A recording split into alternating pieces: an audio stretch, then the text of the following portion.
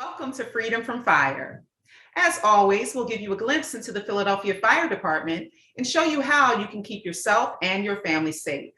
In today's episode, we'll discuss the work of the Fire Prevention Division, as well as how to keep your family safe during the winter and holiday seasons. Stay here for Freedom from Fire.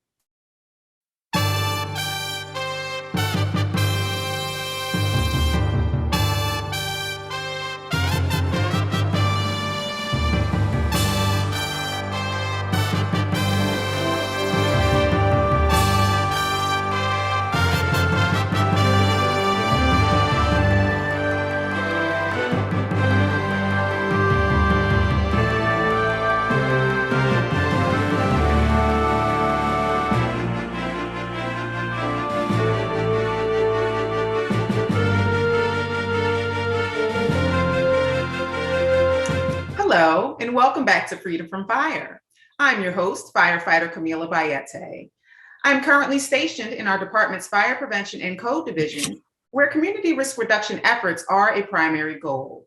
Here at Freedom from Fire, we aim to improve your quality of living by giving you fire and life safety information. We also introduce you to our local safety partners. On this episode, we will talk to Lieutenant Kevin Hopkins. Lieutenant Hopkins has 17 years of service with the Philadelphia Fire Department and is currently stationed in our Fire Prevention Division.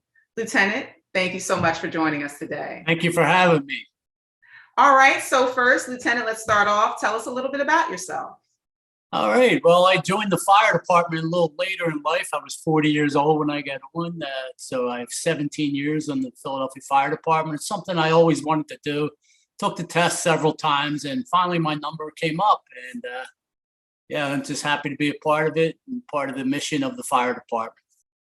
Excellent, excellent. Thank you for sharing that. So tell us a little bit about your various assignments throughout your firefighting career. I was initially out of the Fire Academy assigned to Ladder 5, which is located in South Philly Center City area, Broad and Fitzwater.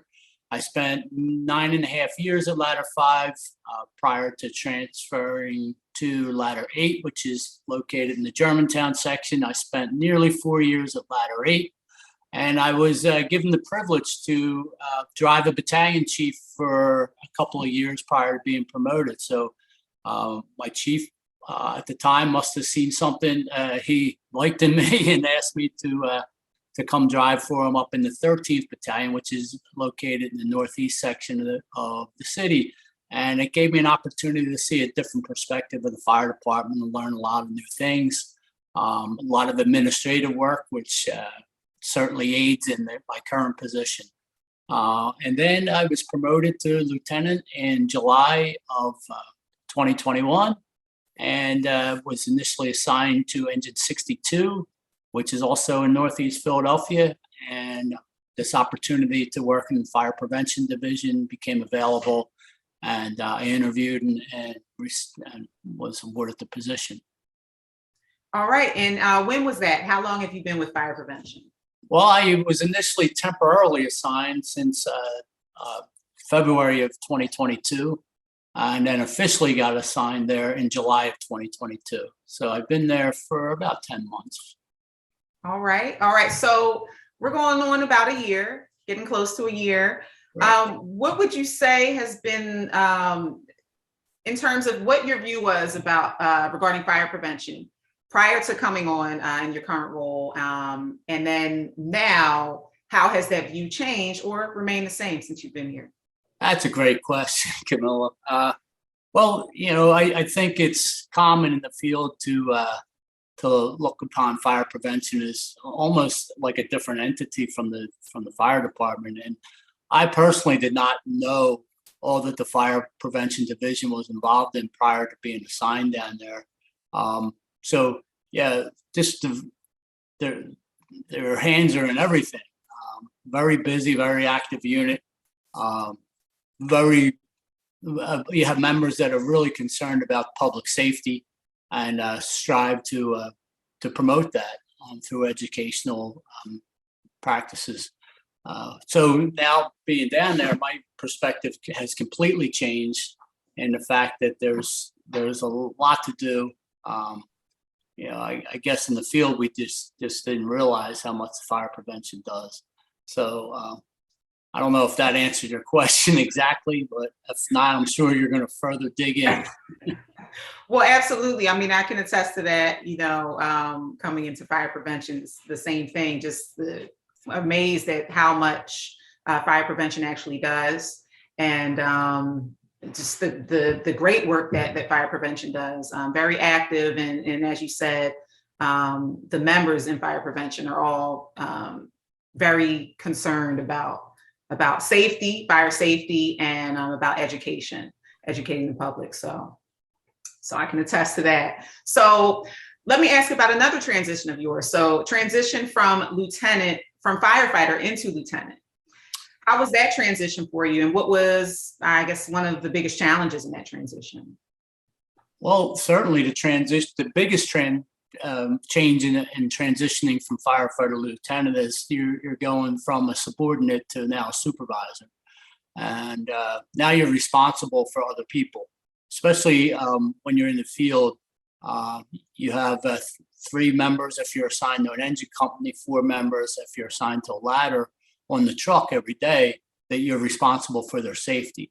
So your perspective changes, especially now sitting in a different seat. As you know, the officer sits in the front seat alongside the driver. Now you get a different perspective. You get to understand the officer's perspective of safe driving practices, and just overall, you're more cognizant of the safety aspect of the job. Whereas as a firefighter, you're relying on your officer to give you direction and orders on what to do. Now you're the one giving the orders and direction. So I guess the responsibility that you take on as being a supervisor, and the responsibility of looking out for the overall safety of your members is the biggest transition. Okay. All right. So can you tell us what in your new role, what's been the biggest blessing for you as lieutenant in fire prevention? Well, to be honest with you, of course, the pay raise. But in addition to that, I guess learning and growing in that role I just described, learning and growing in the role as a supervisor. Patience is one thing that I've definitely began to develop,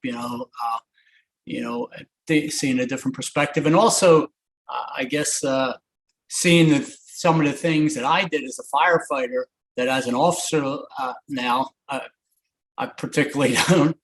I said, I can kind of see why my officer was upset about something that I may have done that was maybe been an unsafe practice. So probably the biggest blessing is getting a new set of eyes, a new vision or perspective or worldview, if you have it,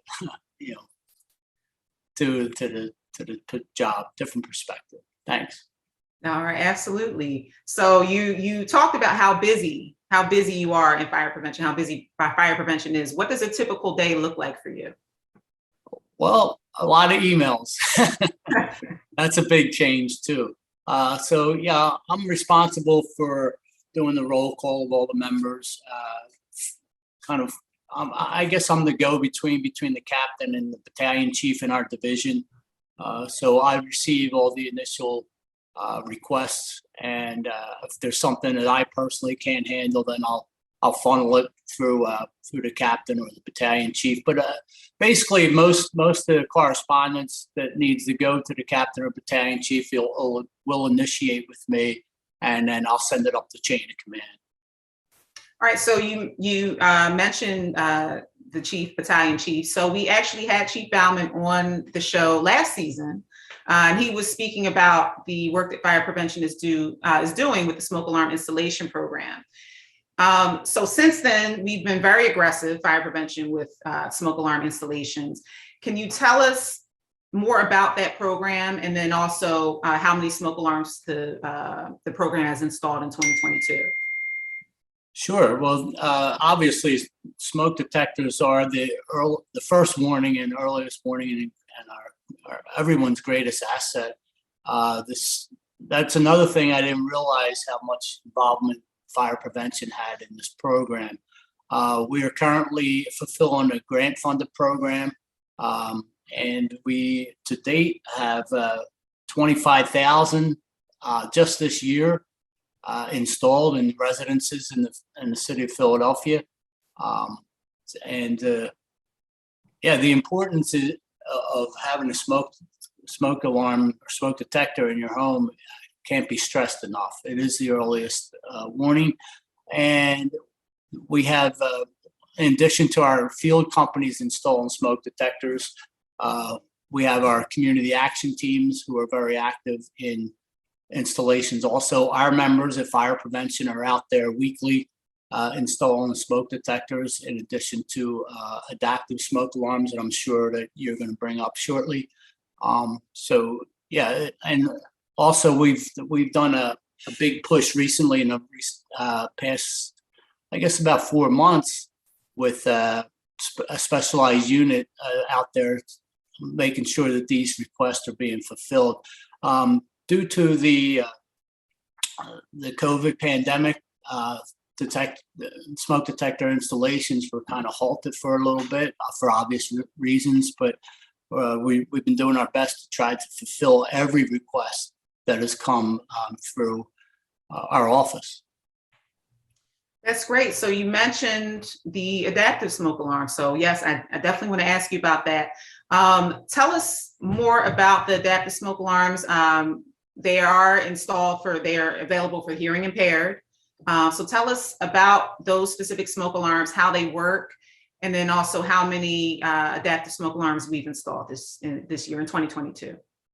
So I'm also learning about the adaptive smoke alarms. So they, as you mentioned, Kamilah, they are for the hearing impaired, and basically it has a device that kind of rattles your bed.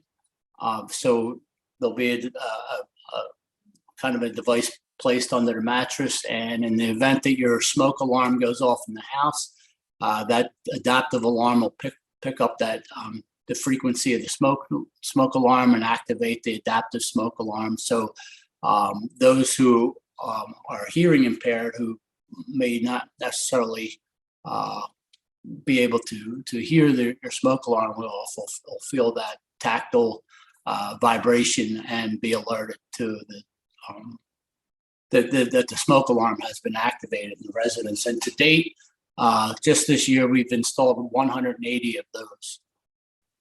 That's excellent. So that is another way in which the fire department does. We work to service everyone in the community, and that's one way that we reach everyone. So now, if citizens would like to request smoke alarms, how do they go about that? Well, the easiest way is to dial 311. 311 is a number that the city has established for various different city services. So you could dial 311 and tell the operator that you're requesting smoke alarm installation.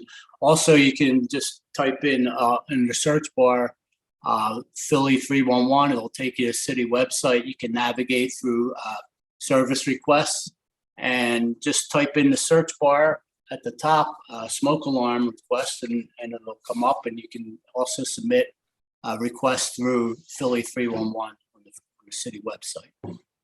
Excellent. Thank you for that information. So what is the goal, the Fire Prevention Division's goal for smoke alarm installation in 2023? I know you mentioned it's a grant funded program.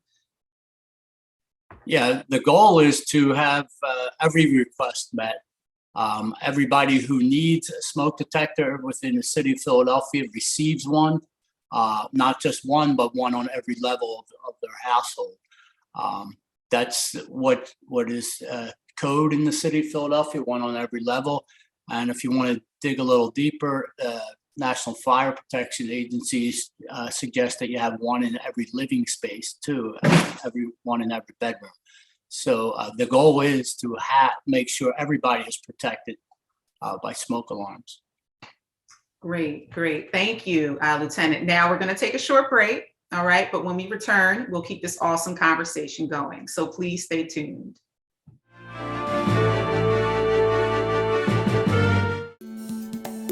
As birthplace to the first volunteer fire companies, Philadelphia is home to one of the nation's premier fire museums. Fireman's Hall Museum displays the city's fire history in addition to promoting fire safety. You can visit Fireman's Hall Museum in Old City at 147 North 2nd Street. Visit firemanshallmuseum.org to learn more, or watch the museum's show, Curator's Corner, on LaSalle TV.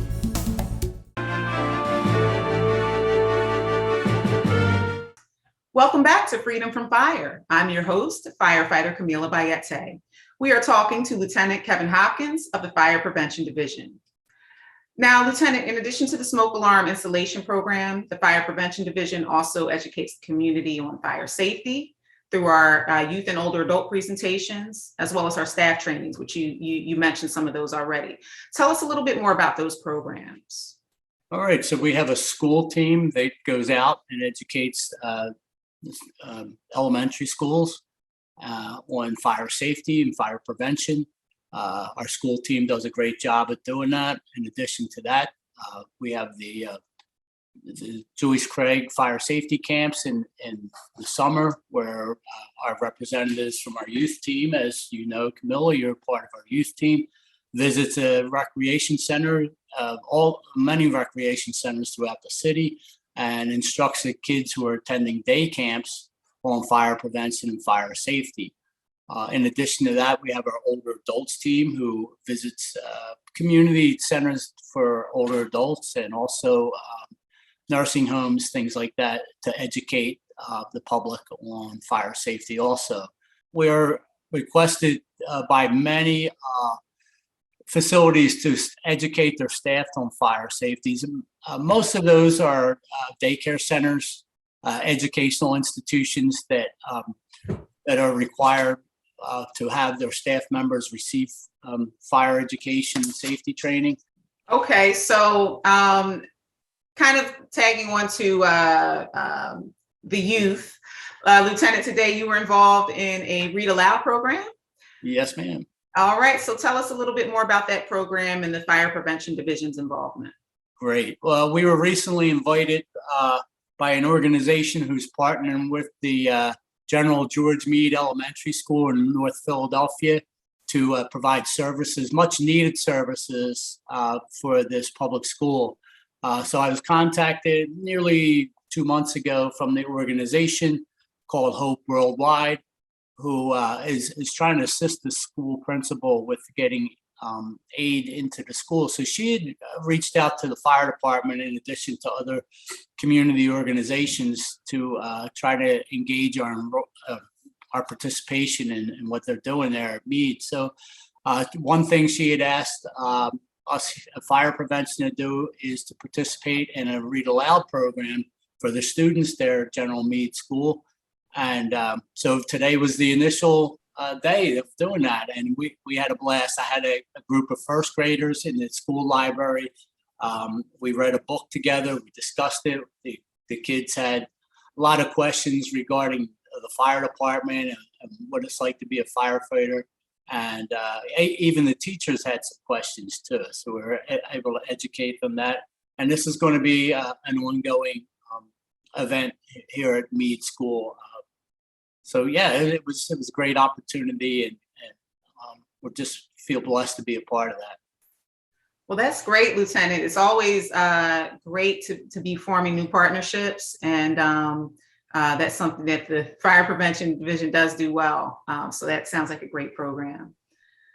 So now you're also a volunteer. You also volunteer outside of the fire department. Is that right?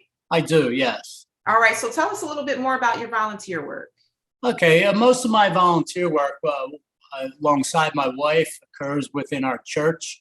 We're Sunday school teachers, so so today's opportunity to serve at Meade School was kind of up our alley there, and we teach second grade Sunday school at our church weekly, in addition to other activities at the church. So yeah, I've always been involved. When my kids were younger, I served in the Boy Scouts as well as coached Little League baseball and basketball. So yeah, I try to stay involved.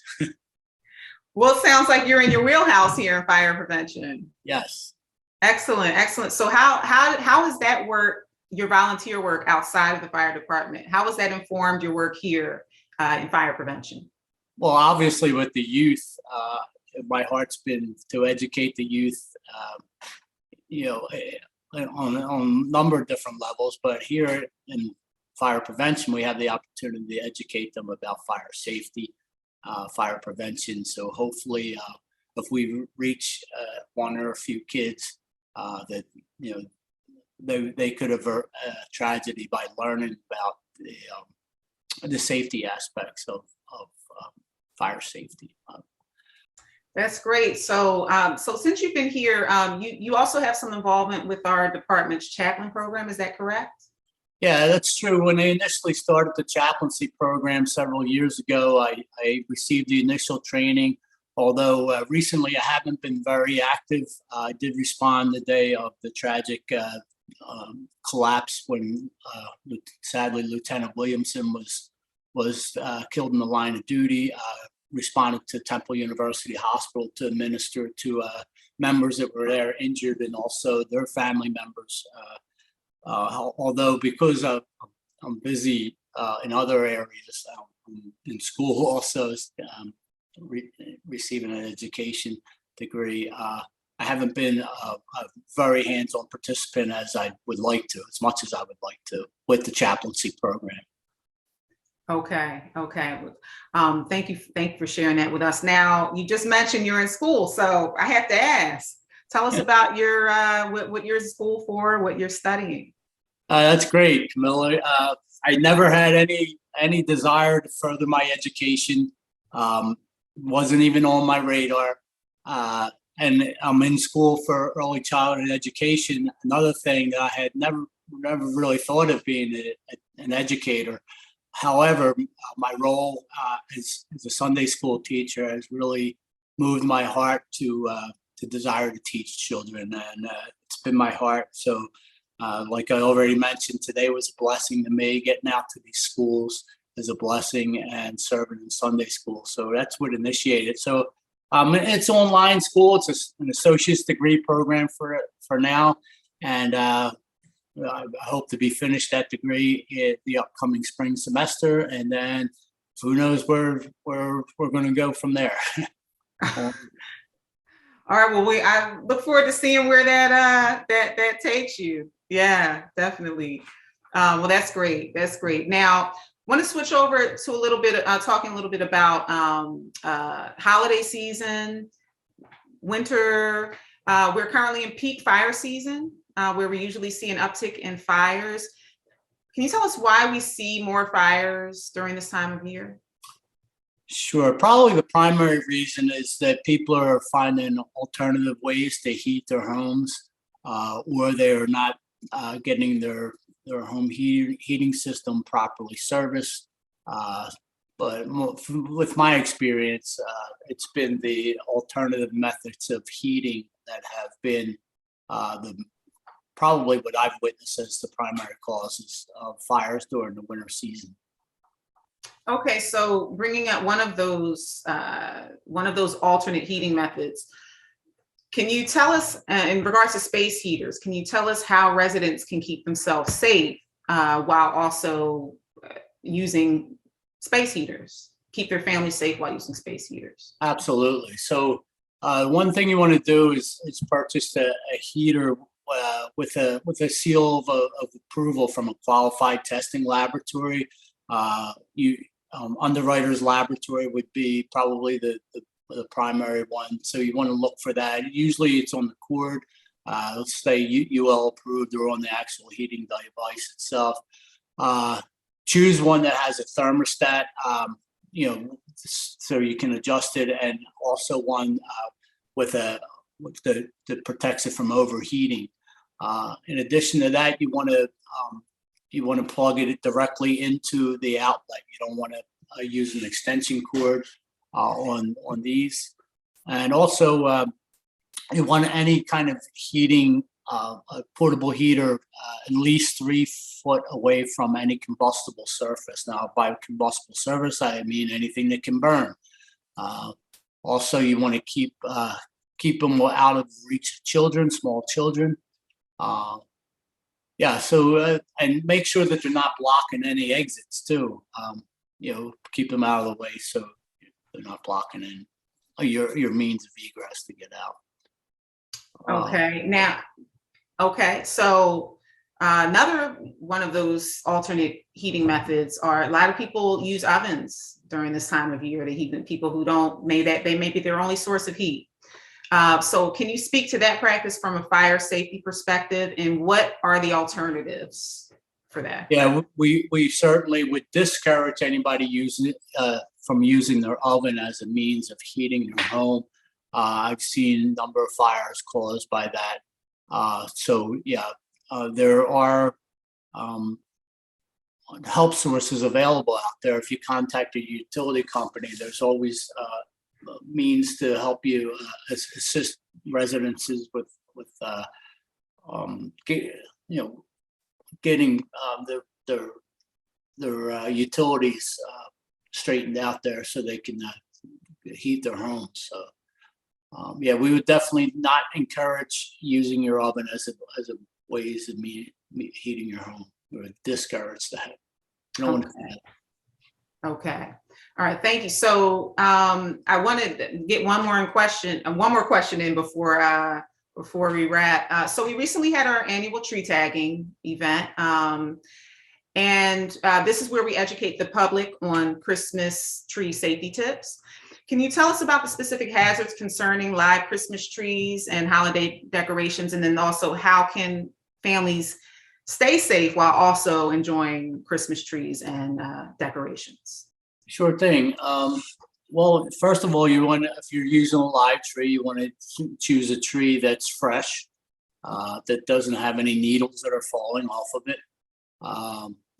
And it's recommended that you, when you purchase a live tree, that you cut the first 2 inches off the bottom of the trunk of the tree.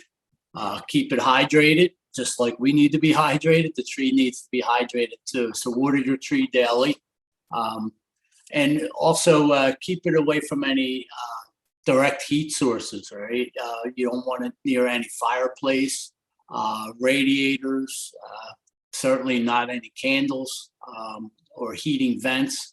And you only use lights that are designed for indoor lighting, all right? So you don't want anything that's going to provide a great heat source to light your tree. So there's a lot of lower voltage lights. There's a lot of LED lights that you could use to light your tree. And also, just like the heater, keep your tree away from any means of egress too. You want a safe way out if anything were to happen. So I'm trying to think if there's anything else I could touch on. Never light the tree. I think I touched on the candles. Never light your tree with candles. I know you may see visions of that back in the old days of people having candles in the tree, but certainly would discourage that or any of that. So. All right. Thank you so much, Lieutenant. This has been an awesome conversation. Thank you so much for joining us today. All right. And hopefully we can have you back in the future. Yes. Thank you very much. All right. So, absolutely. So, and if you would like to keep up with our show, Freedom from Fire, look for us on Verizon Channel 36, Comcast Channel 56, and LaSalle TV's YouTube page. Also, check out Fireman's Hall Museum, located at 147 North 2nd Street, and meet with our museum curator, firefighter Brian Anderson. I would like to once again thank our guests for joining us today. I also would like to thank you for tuning in and watching. So until next time, remember, fire is everyone's fight. Stay safe and remain free from fire.